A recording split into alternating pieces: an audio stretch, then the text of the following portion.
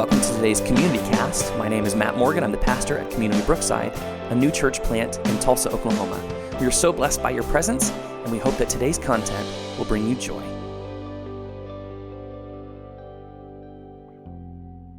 So I want to tell you a story to start off, and I'm going to mispronounce some names, so just get ready. So here we go. This is a story about mistaken identity. A Brazilian car washer named Gilberto Arujo was literally walking down the street, minding his own business, when a guy he knew approached him and said, "Hey, did you know that you're dead and your family's going to your funeral?" And Arujo kind of patted himself down and he said, "Well, I don't actually think I'm dead." And his friend said, "There's a coffin and you're in it." And then Arujo said, "I don't think so." And he decided maybe he ought to go and find out and see what was going on. So according to the BBC, Arujo crashed his own funeral, and people started screaming and freaking out and running away, just as you probably would too if the zombie apocalypse was happening and you suddenly realized that one of your friends had been miraculously resurrected from the dead at his own funeral. So what was the deal with the dead guy that wasn't really dead? Well, there was actually a body in the coffin, and it was actually the body of someone who washed cars for a living. And it just so happened that the dead car washing guy looked enough like Gilberto Arujo that Arujo's brother actually misidentified his corpse. Maybe Arujo's acquaintance could have gone to the funeral and maybe given them a bit of a heads up, but instead he didn't. But sometimes when we are misidentified, it causes some pretty big problems, right? Our identity, our name, who we are, our family heritage, that's important to us. Who we are makes a difference. So last week we began to talk a lot about Jacob and Esau. Their story is one dealing with the importance of identity, and we can see that this emphasis is shown even on their names themselves, right? So we talked about this last week, how the name Esau means hairy, as we saw that Esau was born fully covered in thick hair. And the name Jacob means grabber or supplanter, since Jacob was born grabbing the heel of his older brother Esau.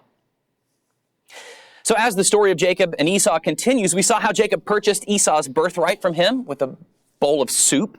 And this was kind of a huge deal for the entire family, since it affected every single person in that family. A birthright was reserved for the firstborn son of a family during biblical times, and that birthright guaranteed the oldest son a double inheritance of the portion, or a double portion of the inheritance of the father's belongings.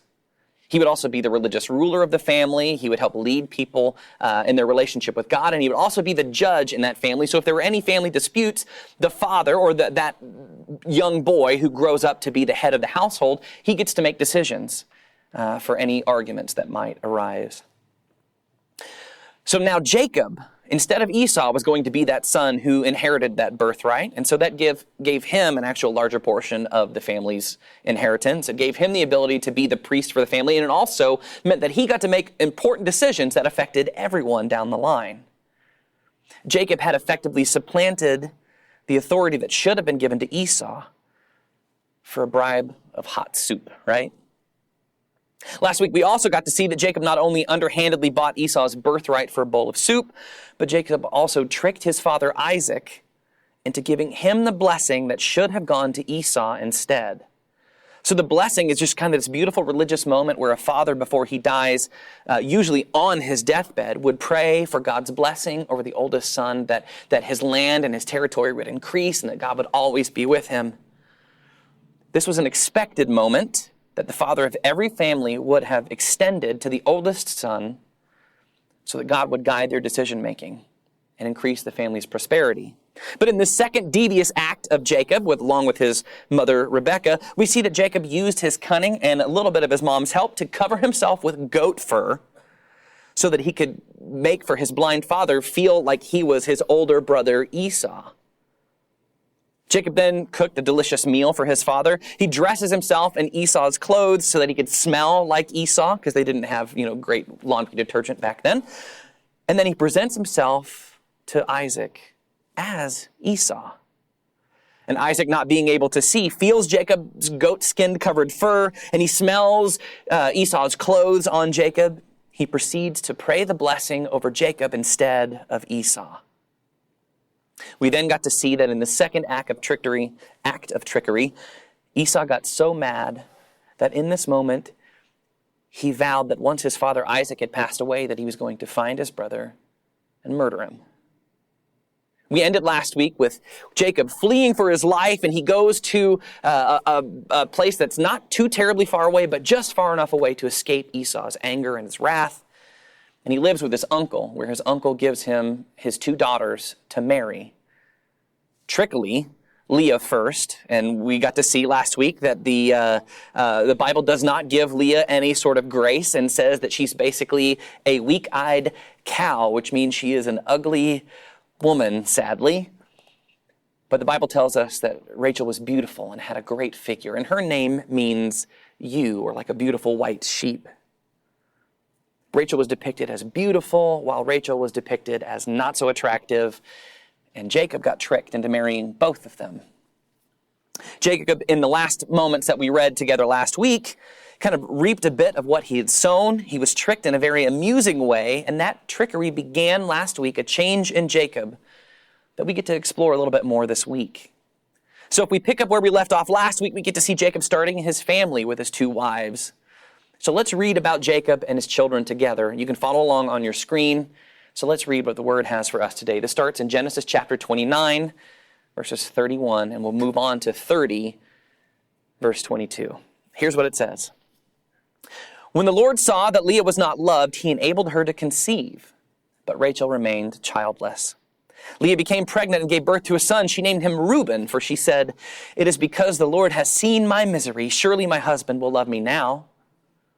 She conceived again, and when she gave birth to a son, she said, "Because the Lord heard that I am not loved, he gave me this one too." So she named him Simeon. Again, she conceived, and when she gave birth to a son, she said, "Now at last my husband will become attached to me, because I have borne him 3 sons." So he was named Levi. She conceived again, and when she gave birth to a son, she said, "This time I will praise the Lord." So she named him Judah. Then she stopped having children. When Rachel saw that she was not bearing Jacob any children, she became jealous of her sister. So she said to Jacob, "Give me children or I will die." This is kind of reminiscent of what happened last week with Esau. He was so hungry, he said, "Give me some of that soup or I will die." But Jacob then became angry with her and said, "Am I in the place of God who has kept you from having children?" Then she said, "Here is Bilhah, my servant. Sleep with her so that she can bear children for me, and I too can build a family through her." So she gave him her servant Bilhah as a wife. Jacob slept with her, and she became pregnant and bore him a son. Then Rachel said, "God has vindicated me. He has listened to my plea and given me a son." Because of this, she named him Dan. Rachel's servant Bilhah conceived again and bore Jacob a second son. Then Rachel said, "I have a great struggle with my sister, and I have won." So she named him Naphtali. When Leah saw that she had stopped having children, she took her servant Zilpah and gave her to Jacob as a wife. Leah's servant Zilpah bore Jacob a son. Then Leah said, "What good fortune!" So she named him Gad. Leah's servant Zilpah bore Jacob a second son. Then Leah said, "How happy am I! The women will call me happy." So she named him Asher. During the wheat harvest, Reuben went out into the fields and found some mandrake plants, which he brought to his mother Leah. Rachel said to Leah, "Please give me some of your son's mandrakes." But she said to her, "Wasn't it enough that you took away my husband? Will you take away my son's mandrakes too?" "Very well," Rachel said. "He can sleep with you tonight in return for your son's mandrakes." So when Jacob came in from the fields that evening, Leah went out to meet him. "You must sleep with me," she said. "I have hired you with my son's mandrakes." So he slept with her that night. God listened to Leah, and she became pregnant and bore Jacob a 5th son. Then Leah said, "God has rewarded me for giving my servant to my husband." She named him Issachar. Leah conceived again and bore Jacob a 6th son. Then Leah said, "God has presented me with a precious gift. This time my husband will treat me with honor because I have borne him 6 sons. So she named him Zebulun. Sometime later she gave birth to a daughter and named her Dinah. Then God remembered Rachel. He listened to her and enabled her to conceive. She became pregnant and gave birth to a son and said, "God has taken away my disgrace." She named him Joseph and said, "May the Lord add to me another son." So it's crazy that in this part of the story, we get to see how Jacob's children were born. And it's kind of like a bit of a soap opera, right? So not just one wife, but Jacob starts off with two, Leah and Rachel. And then you add Zilpah and Bilhah, both of these ladies' maidservants, and you add them into the mix, and you have this weird situation that seems like it's almost perfectly made for television. Between all of the women in the story, Jacob had a total of 12 sons and one daughter. And we don't hear about the last one until a little bit later on, but I'll tell you his story in a moment. Each one of these children, each one of these sons, was named in a way that spoke to the situation for what was going on in the lives of the mother, and it spoke to the joy that these children were going to bring to Jacob and his family. So let's look at Reuben. Reuben means, look, a son. Yep, that's it. Look, it's a boy. It's a son, Reuben. Simeon, the second son, means God is one who hears. Levi means being attached or being attached to someone, being attached specifically to God. Judah means praise. Dan means to vindicate. Naphtali means to struggle. Gad means good fortune. Asher means to make me happy. Issachar means he is my reward. Zebulun, he is my honor. Dinah is a girl, so her name doesn't matter and it's not important and not talked about here, but really her name is important, and her name means God is my judge. And we don't ever hear about that because the rest of the scriptures talk about what the names mean within themselves. But Dinah we don't hear about until we have to look up her name. Joseph means, may he add to my family. And then later on, Rachel has a last son, and she names him. And this is what's weird. Most of the time, the fathers do the naming, but she names him in this time Ben-Oni, which means son of my sorrow. The reason that she names him that is because as they're traveling back to Canaan later on, and she's giving birth on the way to Canaan, she knows that she's going to die, and she actually ends up dying in childbirth. But she names him, sees that she has this son, and calls him son of my sorrow because she knows that she's leaving the world. And Jacob said, no, my son will not be known as son of my sorrow. And he changes his name from Ben-Oni to Benjamin, which means son of my right hand or son of blessing. So I don't know about you, and I don't know if you have kids, but when I started having kids, it definitely began to change a little bit about who I was, right? So having kids really makes you kind of start to reevaluate and second guess every single thing about your life. For instance, before I started having kids, I actually was pretty daring. There was not a tree I wouldn't climb. There was not a game of tackle football I wouldn't jump in on. There was not a forest I wouldn't hike in alone. I used to actually be pretty willing to do just about anything until I started having children. Because I found that I became a lot more cautious and thought about, for the first time, the repercussions of what happens if I'm not around. So I stopped driving old, unreliable cars, and my wife and I began to buy newer cars. You know, cars with air conditioning that were less than 10 years old, and that actually ran every time we turned the key. I stopped working underneath cars without jack stands, and instead of, using bricks and sticks to hold up the car, I started using jack stands. I actually stopped hanging Christmas lights at our house because for me, I didn't want to take a chance. Having kids changed me quite a bit as a man, and if you have kids, I imagine there were some things in your life that you changed. It's safe to say, and it's safe to bet, that the family that Jacob had started began to change Jacob too. After all, he has a family to look after now and to take care of. He has to be the best man that he can be to raise his children right, to follow God, to prosper in the land. And so while the Bible doesn't specifically talk about it, I'm sure that as he aged and as his children began to grow, Jacob also became wiser and realized that his trickery had done nothing but caused him trouble. Even now, he was on the run for his life from his brother that he had tricked. He had to live in a land that was far away from his family for 20 years to avoid the wrath of Esau. Jacob must have realized that the only way that he could be faithful to God and receive forgiveness was to make a change as to how he began to live his life. Jacob needed to stop his trickery. He needed to stop focus on supplanting or falsely taking over his brother's things and instead become honest and humble. So the next part of Jacob's story that we get to talk about is what happens when people begin to grow and to change. So now that Jacob is a married man and has lots and lots and lots of kids, Jacob is beginning to mellow out a little bit.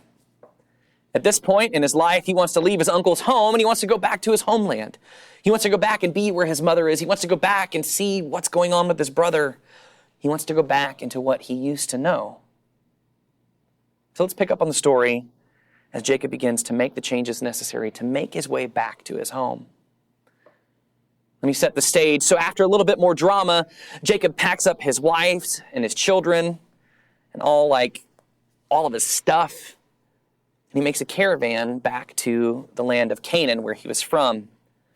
But before he heads back home, he wants to make sure that when he gets back there, he's safe to live there.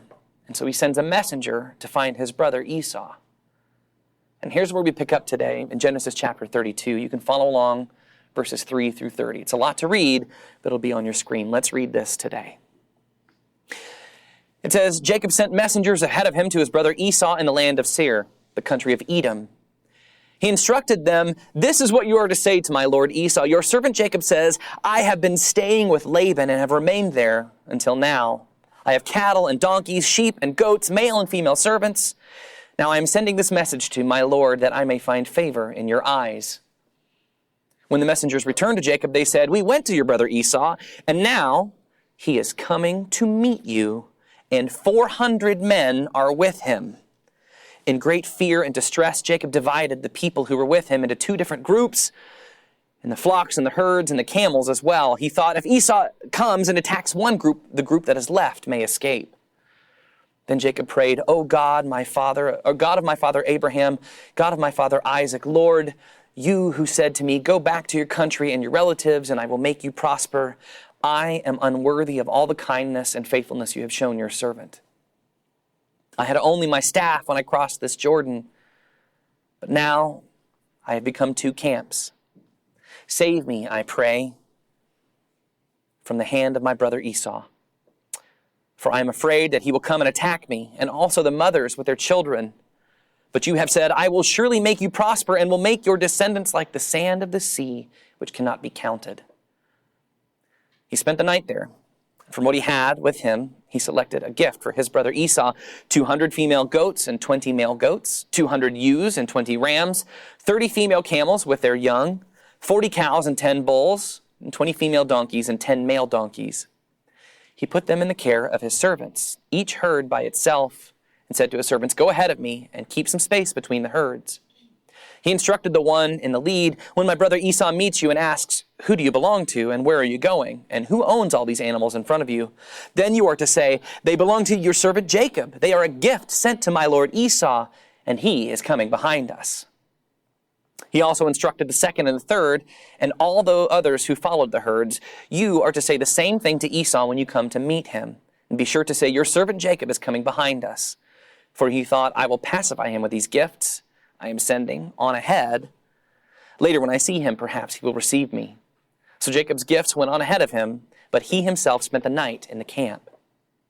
That night, Jacob got up and he took his 2 wives, his 2 female servants, and his 11 sons, and he crossed the ford of the Jabbok.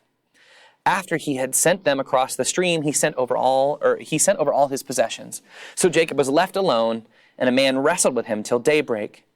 When the man saw that he could not overpower him, he touched the socket of Jacob's hip, so that his hip was wrenched as he wrestled with the man. Then the man said, "Let me go, for it is daybreak." But Jacob replied, "I will not let you go unless you bless me." The man asked him, "What is your name?" "Jacob," he answered. Then the man said, "Your name will no longer be Jacob, but Israel, because you have struggled with God and with man and have overcome." Jacob said, "Please tell me your name." But he replied, "Why do you ask me my name?" Then he blessed him there. So Jacob called the place Peniel, saying, "It is because I saw God face to face, and yet my life was spared." So this is a really, really interesting story in the middle of another really, really interesting story, right? So to set the scene again, Jacob is getting ready to go to his homeland. He's going to, try to pacify his brother, and he's so afraid that he's going to be conquered and destroyed that he sends his family into two different directions. He sends all of his servants one way, and his wife and his children and all of his possessions in another way, just in case if Esau gets angry and destroys one, he may not destroy the other. And in the midst of this story, as he sends his stuff, as he sends a gift out to Esau, and he sends his things that his wife and his children, or his wives and his children, he sends all of his things on the way, he has this weird moment where he starts wrestling with a man, randomly, just pops up and randomly wrestles with Jacob until daybreak. And then the man says, "What is your name?" And Jacob says, "My name is Jacob." And he says, "No longer is your name Jacob. From now on, you'll be called Israel because you have wrestled with God and humanity." And he changes in that moment Jacob's name from Jacob to Israel.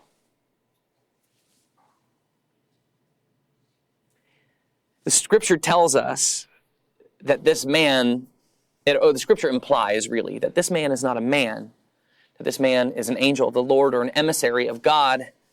And that's why he names that place where he wrestled with this angel Peniel, because Peniel means I see God face to face. So the naming and the meanings behind the name continues on, even in the names of places. And this encounter with this man, this angel, this God face to face, it helped change who Jacob was. Both literally changed his name from Jacob to Israel, and figuratively. From that moment on, it says that Jacob would walk with a limp because of his hip.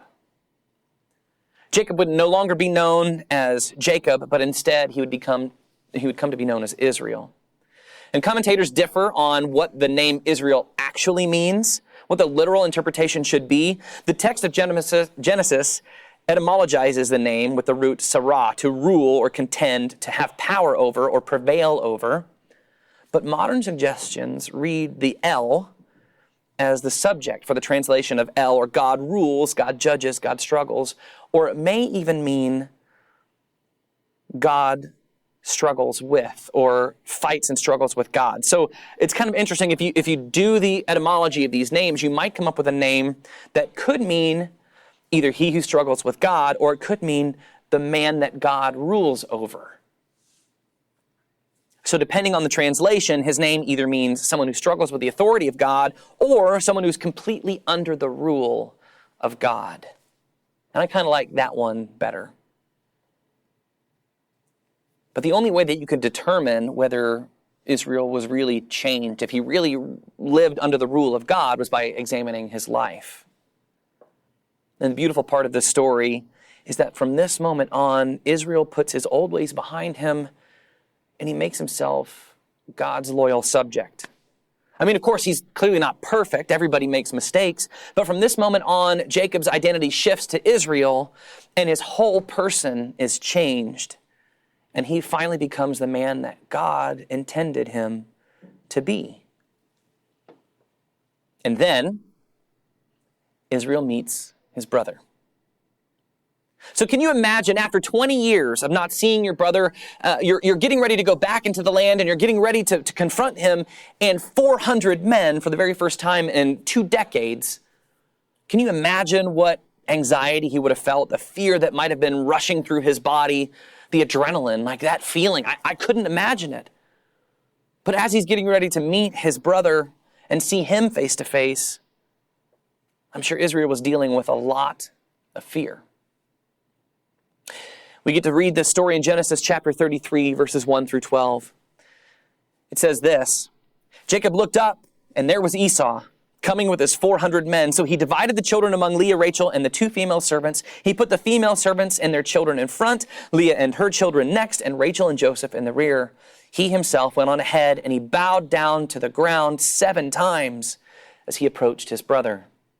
But Esau ran to meet Jacob and embraced him. He threw his arms around his neck, and he kissed him. They wept. Then Esau looked up, and he saw the women and children. "Who are these with you?" he asked. Jacob answered, "They are the children God has graciously given your servant." Then the female servants and their children approached and bowed down. Next, Leah and her children came and bowed down. Last of all came Joseph and Rachel, and they too bowed down. Esau asked, "What's the meaning of all these flocks and herds I met?" "To find favor in your eyes, my lord," he said. But Esau said, "I already have plenty, my brother. Keep what you have for yourself." "No, please," said Jacob. "If I have found favor in your eyes, accept this gift from me. For to see your face is like seeing the face of God. Now that you have received me favorably, please accept the present that was brought to you. For God has been gracious to me, and I have all that I need." And because Jacob insisted, Esau accepted it. Then Esau said, "Let us be on our way. I'll accompany you."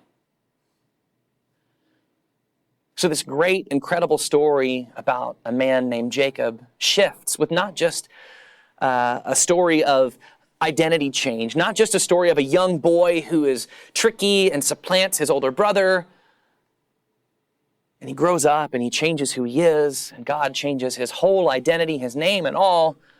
But we also see this great story of reconciliation, of two brothers who were split apart by poor decision-making, fear, anxiety. It's amazing to me to see that as time went on and some revelations from God showed up in Jacob's life, that it changed who he was. And the great thing is that that same thing is true for us. Sometimes it takes a little bit of time, it takes a little bit of focus, it takes a lot of revelation from God for us to become the people that God has created each one of us to be too. Jacob finally got it, right? When he became Israel, he realized that life wasn't just fine if you lived it for yourself, but it was much better when you begin to live your life for others. And Jacob now has the opportunity to make things right with his brother. And his brother forgives him, and they were reconciled to one another. But it took some wrestling with God to make that happen, right? Sometimes it takes something dramatic for us to change who we are. Sometimes it takes a dramatic change or an event in our lives that we may not even have any control over for us to recognize that God is moving in ways that we can't even see. Sometimes it takes a dramatic shift for us to become the people that God has created us to be. So today I want you to hear this story, and I want this story of identity and forgiveness to speak to you and speak directly to your heart today. So if you find yourself hurting, or maybe you're stuck in a rut, sometimes it might take you pulling out your Bible and really wrestling with God before you can fully understand God's purpose for your life. So church, today, my challenge to you is this. Find the areas in your life that God is calling you to change and begin making those moves. The only way that you'll be able to change as a person is by seeing what God has for you in His Word. Seeing the stories of Jesus where God shows up in the world and begins to move in miraculous and life-changing ways. Only that knowledge, the knowledge that comes from God, can really begin to change who we are from the deepest part of our souls. So this means that each one of us has to open up our Bible, read about the qualities of God, read about the stories of God, read about our ancestors. And once we know who God is, once we begin to understand who He is, and the fact that we're created in His likeness, then and only then will we have the ability to make the changes necessary in our lives to be the people that God is calling us to be. So today, I pray to let your identity express the whole you. The you who bears the image of God. And let that image shine so the whole world can see the God who loves them through you. Thank you so much for joining us on today's Community Cast. We hope that you were blessed by today's conversation. If you'd like to know more about Community Brookside, please feel free to visit us at our website, communitybrookside.com, or find us on your favorite social media outlet. We hope to hear from you soon. Be blessed.